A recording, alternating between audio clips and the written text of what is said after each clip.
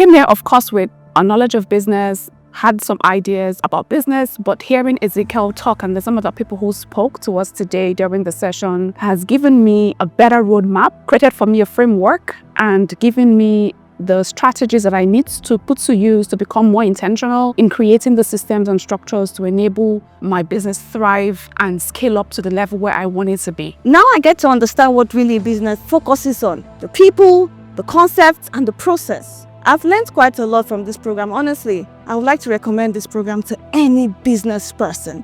It doesn't just focus on strategy, it focuses on you as a person, as a leader. It was a very insightful session, an eye-opener to business, how businesses grow, how businesses fail, and what makes business to go out of fashion. I've gained a lot. I'm going on so many things.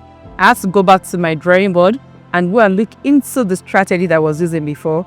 And from this that I've already gained, I'm going to match them together. There are some that I'm going to cut out that I have to introduce this into. I learned a lot from LIMBsimple Soiree Factory, and I'm recommending LIMBsimple Soiree Factory to anyone who wants to turn his business around, who wants to have insight. In fact, here is the best place to learn strategy.